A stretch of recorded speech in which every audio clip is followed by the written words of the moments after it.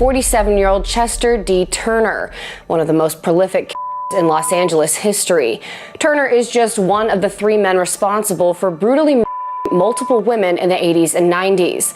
My neighbor across the street said, no, he's got the baby. He's got the baby in his hand. And he turned around and yelled at me, I'm not gonna bring you back the baby. I'm taking the baby and I ain't gonna never bring him back. But what he took from our family can never be replaced. Never. You know, he tried to destroy our family, but he needs to know he didn't destroy anything. He made us stronger. Chester Turner's story is pretty chilling, and for a while he nearly managed to outsmart the law. He was involved in numerous murders, leaving the police scrambling with a stack of cold cases and a growing sense of frustration. They felt stuck, not making any headway, until, as the old saying goes, every day is for the thief, one day is for the owner. And true to that saying, Chester's day of reckoning finally came. Known as the South Side Slayer, Chester Turner stands as one of the most monstrous serial in the history of Los Angeles. He's been convicted of K-wording 14 people, though that number reaches 15 if you include the unborn children of some of his victims. There's a lingering suspicion that his actual body count could be even higher. Born on November 5th, 1966, in Arkansas, Chester didn't have the easiest start to life. When he was just 5, following his parents' separation due to his father's abusive behavior, Chester moved to Los Angeles with his mom. They settled in South Central, right around Century Boulevard, a place heavily influenced by the Hoover gang. This move was largely driven by his mom's need to escape the abusive environment his father had created back home. Situation with that, the reason why my mother left Arkansas, because my father was abusive when he drank. Okay. So your mom left him. Correct. His dad stayed behind in Arkansas, remarried, and had 3 more sons, ultimately passing away in 2007. Got remarried, had other kids, had 3 other sons. And is he still alive? No, he died. Growing up, Chester's mom was the pillar of the household, juggling multiple jobs, sometimes 2 or 3 at a time just to make ends meet. Life for Chester was far from easy.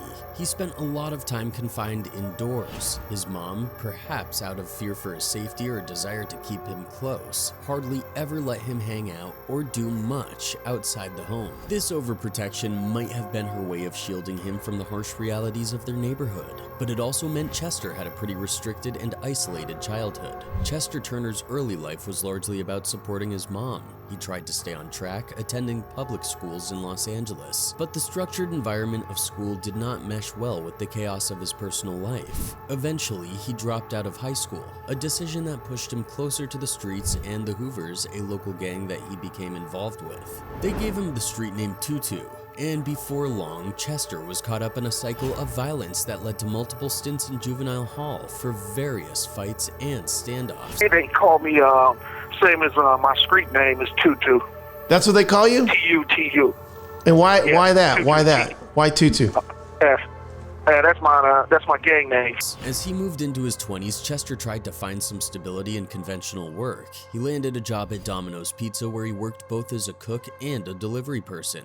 However, life at home was changing too. He lived with his mother until she decided to move to Utah, leaving Chester to fend for himself. With no stable home, he bounced around different homeless shelters and missions. At some of these places, he even took on roles as a security guard, trying to leverage his tough demeanor into something productive. Despite these efforts, Chester's life took another dark turn when he started selling drugs in his neighborhood. It was a risky move that eventually led to him getting jumped and robbed. During one particular brutal encounter, he was slashed across the face, leaving him with a significant scar, a permanent reminder of the dangers he faced in the drug trade. Yeah, I got that scar. I guess you could say like any other individual, I was out there trying to survive. I was selling drugs on the street.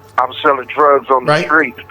3 individuals approached me, wanting to buy drugs from me, and while I was getting the drugs out, trying to sell it to them, I get socked by one, and then I got cut with a box cutter across the face and across my hand and my wrist. In 1992, Chester Turner's life was further complicated by a tumultuous relationship with a woman named Felicia Collier. The couple had a child together, but their relationship was marred by constant arguments and confrontations. Felicia recounted one particularly intense episode that led her to call it quits with Chester. During a heated argument, Chester grabbed their child and attempted to leave with the baby. Fortunately, her neighbors were nearby and witnessed the whole ordeal. They intervened and called the police, who arrived just in time to defuse the situation and return the child to Felicia. Chester was arrested, and it was this incident that pushed Felicia to end their relationship definitely. Despite the dramatic breakup, Felicia didn't prevent Chester from seeing his son. After his release, she, along with her parents, approached Chester to lay down some ground rules. They told him he could see his son every 2 weeks, trying to establish some boundaries for the sake of their child. However, Chester didn't take well to what he saw as an ultimatum. I went to my parents' house to talk with him and say, look, if you want to see your son, you can see him every 2 weeks. Okay? I didn't stop him from seeing the son. The tension escalated one weekday when Felicia was at home with her elder brother. Suddenly, they were startled by a loud crash outside. Rushing to see what had happened, they found a large brick lying right in front of her car's smashed window. And all of a sudden, we heard something.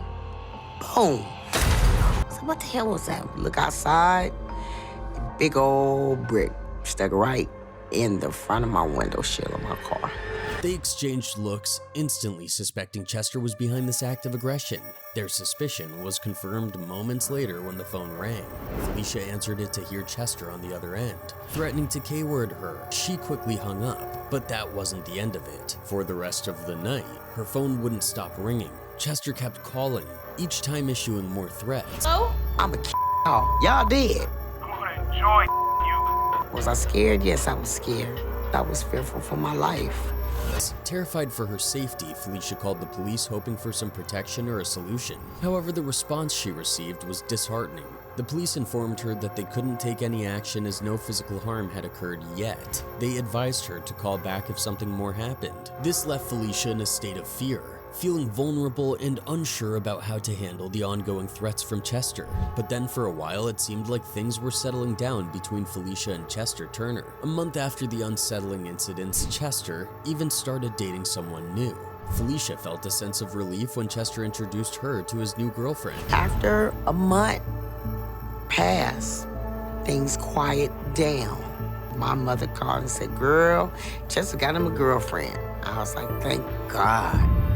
She believed that he had moved on as he began to pick up and drop off their child without any arguments or tension. It looked like they were finally finding a way to coexist peacefully. Girlfriend, I figured right then he was over me.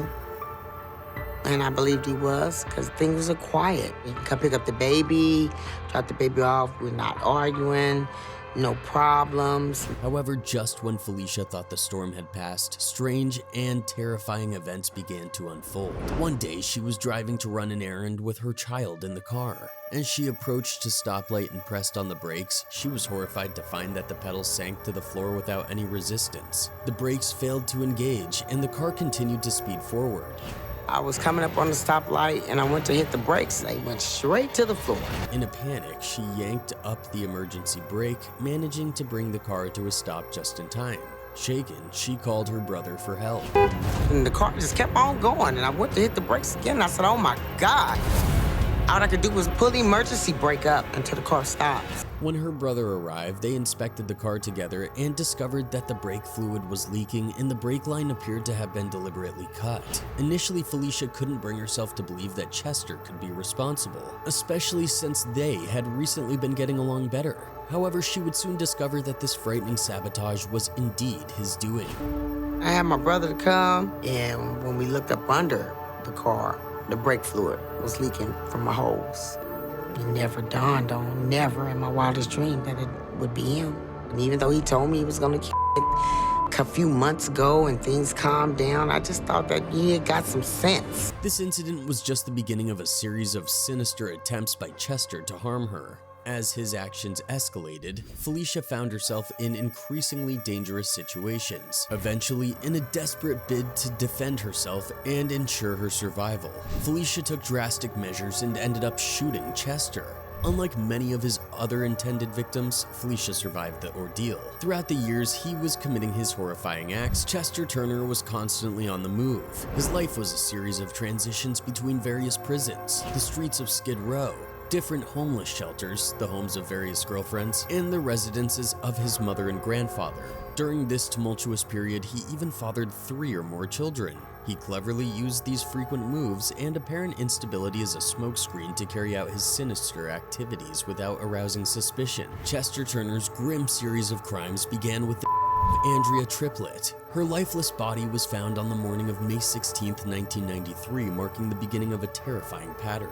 Just over a month later, another tragic discovery was made by a LA resident from her backyard. She spotted the body of 29-year-old Desiree Jones, also known by the name Tracy Williams, in a vacant house on South Australia Avenue. She was found dressed only in a t-shirt with scratch marks visible on her neck and what appeared to be bite marks on her finger. The circumstances of her death were brutal. She had been violently assaulted and strangled. The house where she was found was a known hangout for transients, rendering the DNA and footprints found at the scene virtually useless in leading to her killer. The trail of death continued when, on the morning of February 12, 1995, a friend discovered the body of Natalie Price along a residence on West 80th Street, an area known for drug activity. Natalie's body bore the tragic signs of severe abuse. She had lacerations and bruises on her face, had suffered blunt force trauma to her scalp, and her face had been pushed into the mud. Like the others, she was partially naked and had been strangled.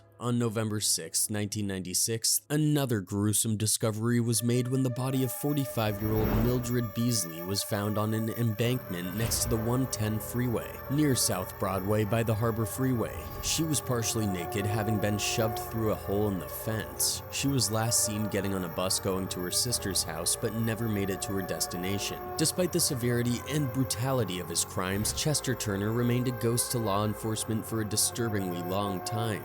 He was eventually apprehended for other offenses, but by then, his spree had already spanned several years, leaving a trail of grief and unanswered questions in its wake. In March of '97, Chester Turner found himself in yet another volatile situation while staying at a hotel on Broadway, 88th Place. After a heated argument with his girlfriend, she sought help by flagging down the police, who quickly arrived at his motel room. Chester, who was clearly agitated, answered the door but blatantly refused to cooperate with the officers for a routine weapons check. When they attempted to handcuff him, Chester resisted fiercely, pulling the officers down the hallway and into the parking lot. In the ensuing struggle, he kicked one officer multiple times in the chest and leg and even made a grab for the officer's gun. He managed to break free momentarily and fled the scene.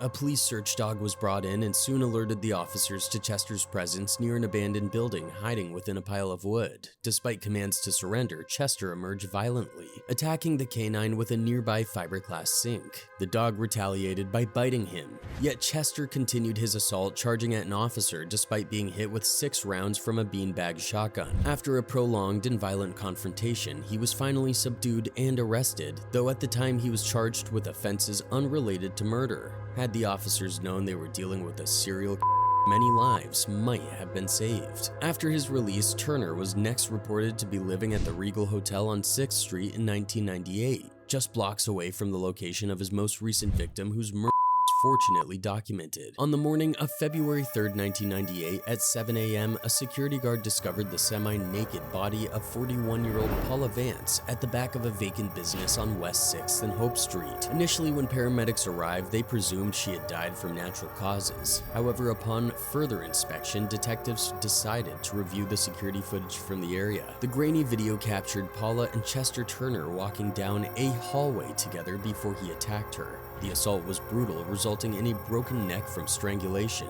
Although the video quality was poor, showing only a husky black male, it was a critical piece of evidence. DNA was recovered from Paula, but initially it led nowhere and her case quickly went cold. In April 1998, another grim discovery was made when Central Patrol officers were alerted around 2 a.m. about a possible dead body in a dilapidated outhouse on Gladys Avenue. The body of 37-year-old Brenda Breeze was found in a portable toilet, slumped over, her head on the seat, her pants around her knees, and her shirt pulled up around her neck. Her hoodie's fabric cord was intertwined with her bra, which was wrapped so tightly around her neck that it cut through her skin. Strangulation was determined to be the cause of death. As the years passed, Chester's actions became increasingly vicious, and his anger more apparent. His ego, unchecked, would eventually lead to his downfall. On March 17, 2002, Chester encountered Maria Martinez, a 47-year-old homeless woman, near a hamburger joint on Los Angeles Street. Familiar with each other from the Midnight Mission shelter, Chester called her over under the pretense of needing a light for a cigarette. Despite their acquaintance and her initial comfort in approaching him, Chester's intentions were malevolent. He seized her in a chokehold and dragged her behind some dumpsters, where he assaulted her for 2 hours, restraining her by the throat and threatening her life if she reported him. Remarkably, Maria survived the ordeal and bravely reported the assault directly to the Los Angeles Central Division. This was the beginning of Chester's eventual capture. He was soon arrested and forced to submit a DNA sample, which matched evidence from the unsolved of several women. In 2004, Chester was found guilty and sentenced to death, landing him on death row for a series of On June 19, 2014, and again on June 26, 2014, he received additional death sentences for other linked to him through DNA evidence. Chester Turner, known as the South Side Slayer, will be remembered as one of the most heinous serial in California history, leaving behind a trail of devastation, taking the lives of mothers, daughters, and wives without a shred of remorse. That's it for today. Until next time, bye.